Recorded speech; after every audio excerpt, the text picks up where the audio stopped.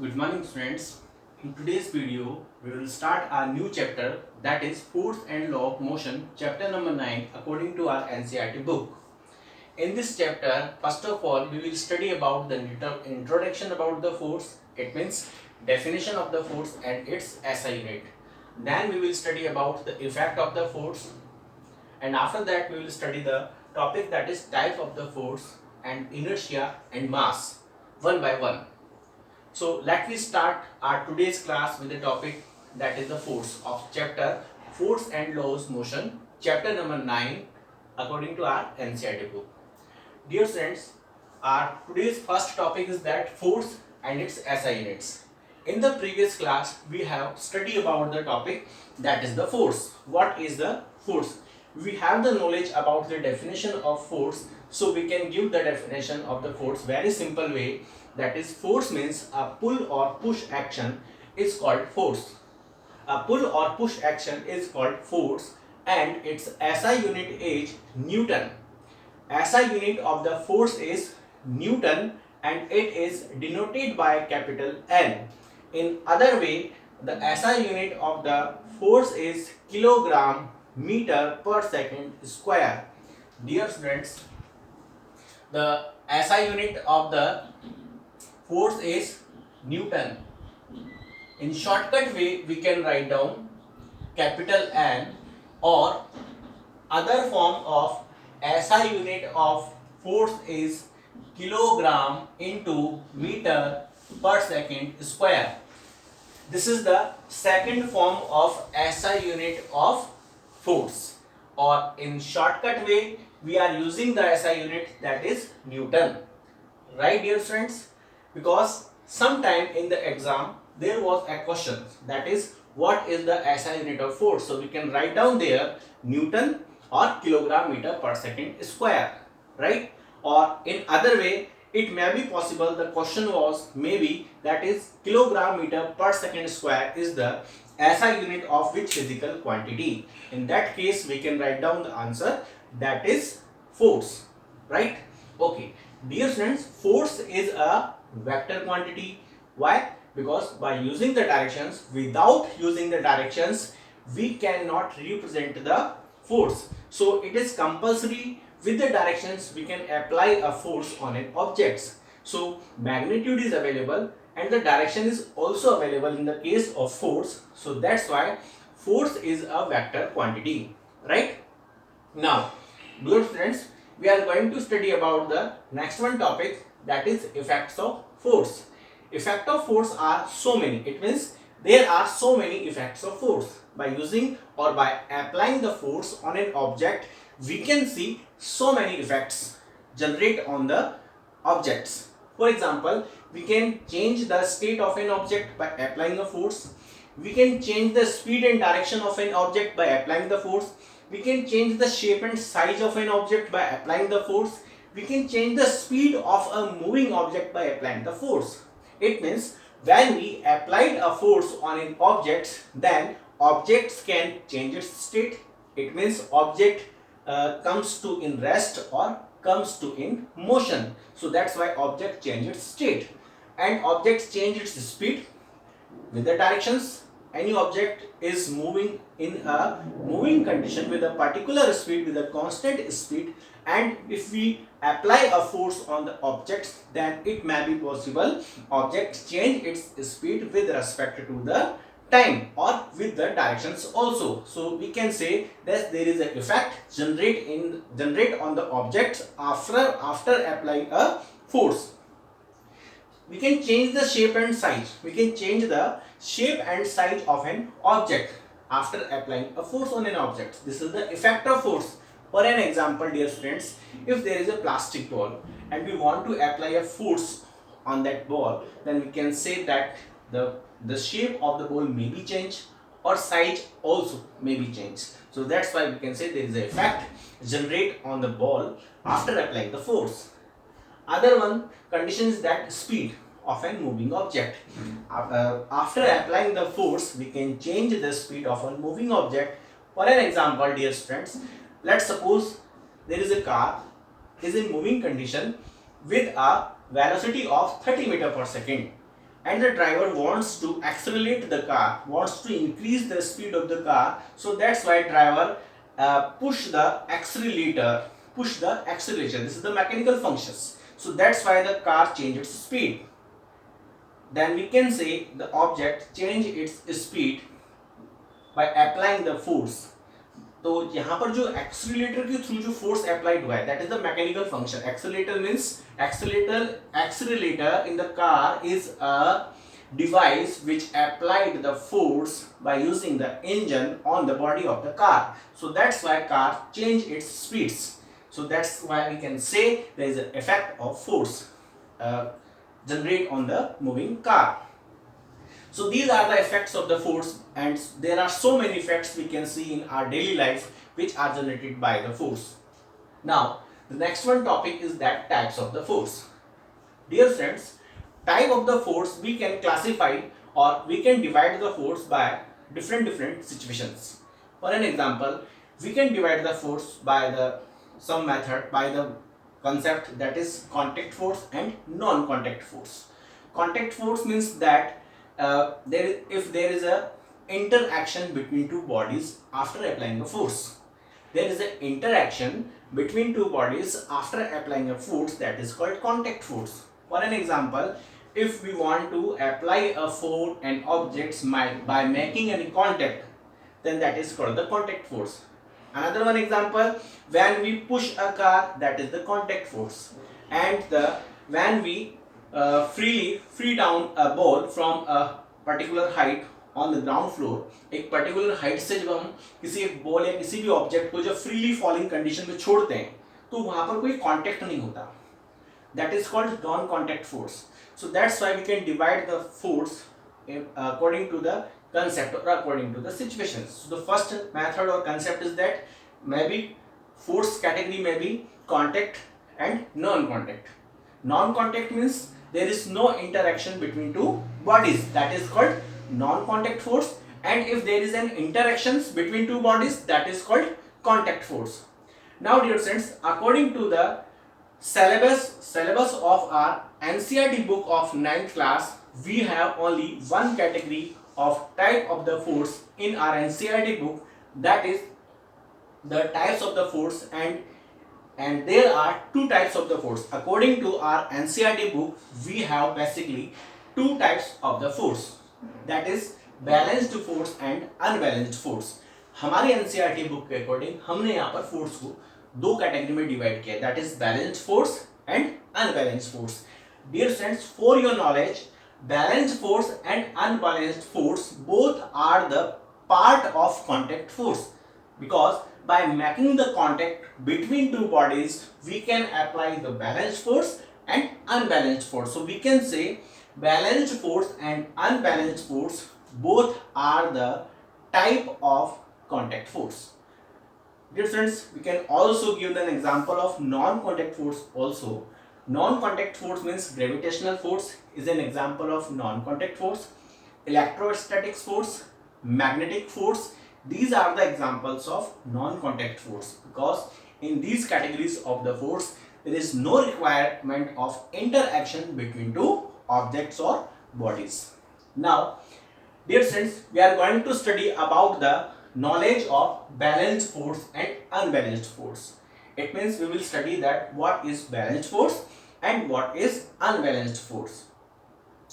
I have mentioned all the details in the notes which I have provided to you. So that's why in today's class we will study about the balanced and unbalanced force verbally. So you can listen it very carefully. This is the theoretical part. Balanced force means when we applied a force on an object and object does not change its position or state, then the force is called balanced force. I am repeating my statement. Balanced force means when we applied a force on an object and object does not change its position or state, then that force is called balanced force. For an example, let's suppose there is a car in rest condition and we are applying a force, we are pushing the car for change the state, for becomes in moving conditions. But after applying the force, car doesn't change its positions. So that's why we can say we have applied a force on the car, and that force is balanced force because car does not change its position.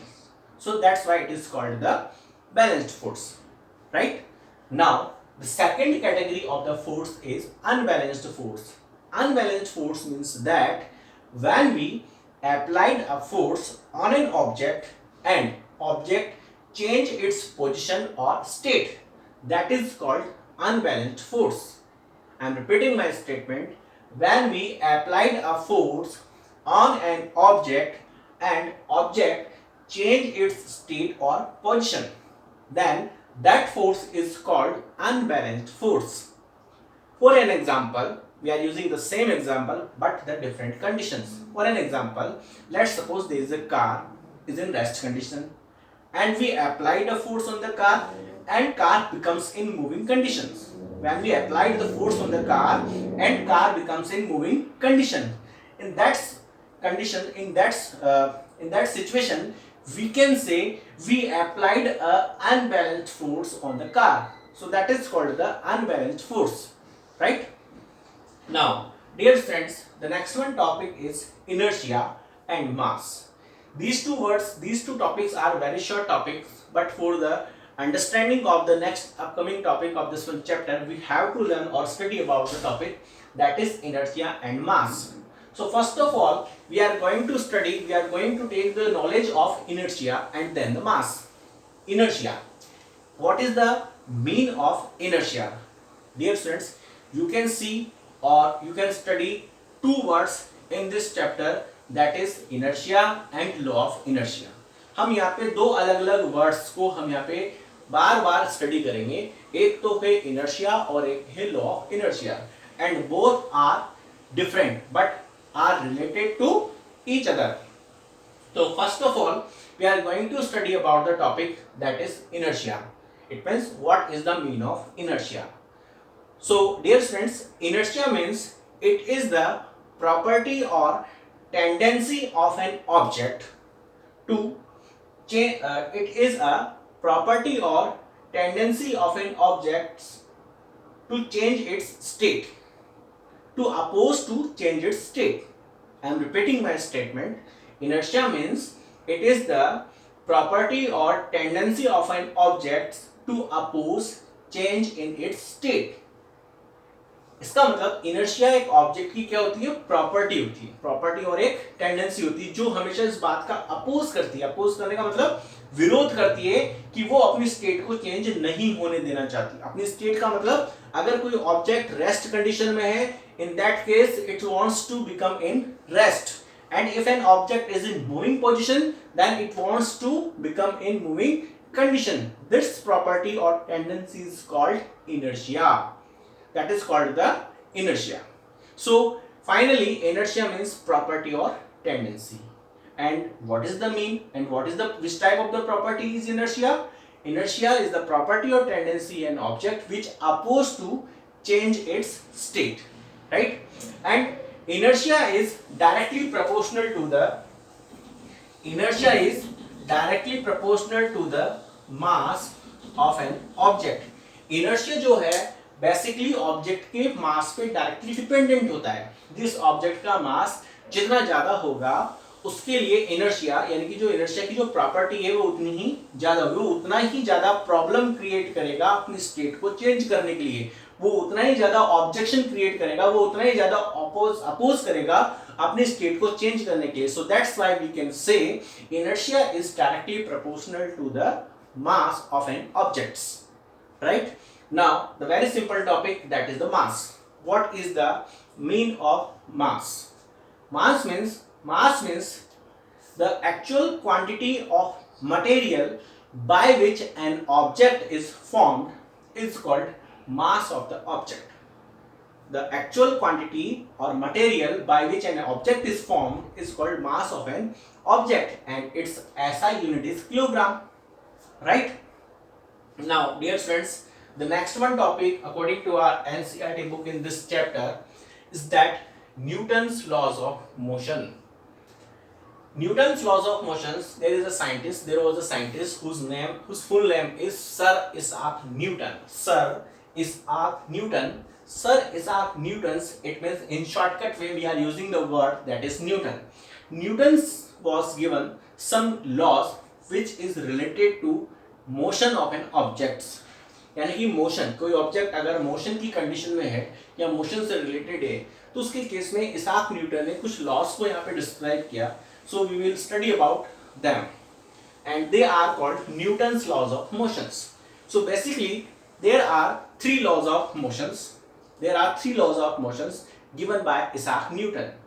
First law name is Newton's first law of motion, which is also called law of inertia. Newton's first law of motion is also called law of inertia. Newton's second law of motion, which is related to momentum, and Newton's third law of motions, which is also called action reaction law. So there are three laws given by Isaac Newton. We will study them one by one by using the example. So right now we are going to study the first law, that is Newton's first law of motions. Dear friends, Newton's first law of motion, whose another one name is law of inertia. According to our exam, we have to learn the second name of Newton's first law, that is law of inertia, because Newton's first law of motion is dependent on the concept of inertia. So that's why its other name is law of inertia. So now, right now, what is the Newton's first law of motions? What is the Newton's first law of motions? So Newton's first law of motion is that it is defined as each or every object remains in its state until or unless an external force applied on an object. I am repeating my statement. What is the Newton's first law of motion? Newton's first law of motion is each or every object remains in its state until or unless an external force applied on an object. That is called the Newton's first law of motion or law of inertia. According to the situation of object, according to the state of objects, we have divided law of inertia in two parts, and they are inertia of rest and inertia of motions. Object की state के according, because we know that there are two states of the object. First is rest and second is motion. Objects may be in rest or object may be in motion.